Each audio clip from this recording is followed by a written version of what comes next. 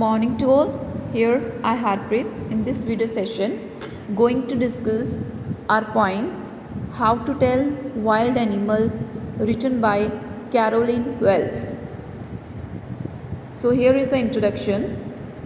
In the poem, the poet has explained the characteristics of various wild animals in a very funny way. That's why this poem is a humorous poem, because she has used language in a way that generates humor. She is introducing the reader to various kinds of wild animals like Asian lion, Bengal tiger, bear, etc., explaining each of the animals in a very humorous way. So it tells how we can tell different animals if we come upon them suddenly. If it's a large animal that roars before killing you, it's an Asian, and like that some other animals' characteristics. So here is the explanation. If ever you should go by chance to jungle in the east, and if there should you advance a large and tawny beast, if he roars at you as you are dying, you will know it's the Asian lion. So rhyming scheme in the first line there is if ever you should go. O is going to repeat here, so assonance is here. And second rhyming scheme, the last word chance in the first line, east in second line, advance, beast, dying, lion. So the rhyming scheme we are following here is A B C C. So tawny means your yellowish browning color. Poet here is saying that if you happen to pass through some jungles in the east, you can there find a large brownish yellow beast that must be advancing towards you to kill you. He will at once jump upon you and kill you. If he roars while you are dying, then you come to know that it is the Asian lion. Means you will come to know about him when you are dying.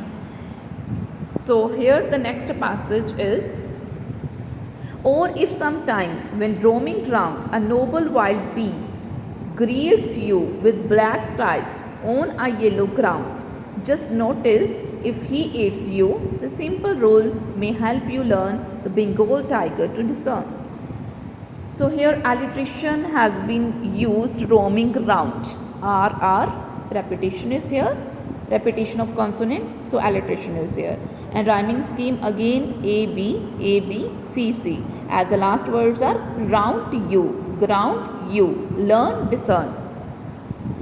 Here the poet is saying, while you are roaming in the eastern jungle, you can sometimes meet a graceful looking beast.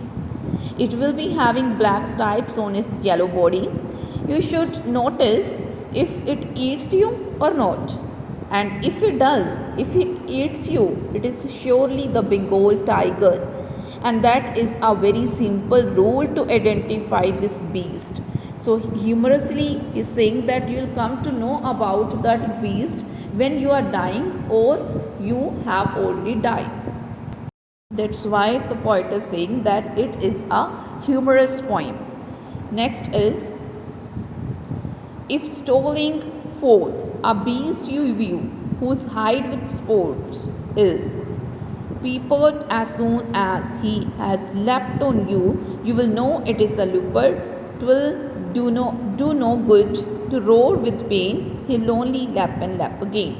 So here one new poetic device, that is poetic license, has been used. You have seen instead of the LEAPT, lap, the poet has written here LEPT. Means here we can see that this is a literary device, poetic license.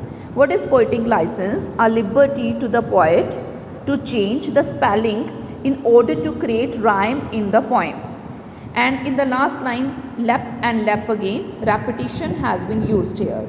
Here the poet is saying, while you are going freely through an eastern jungle, a beast can come in your view.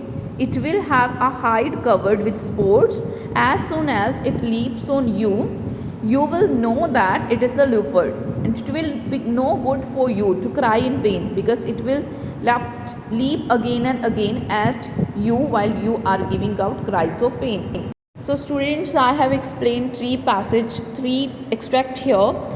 The rest of the poem will discuss in the next video. Thank you. Have a nice day.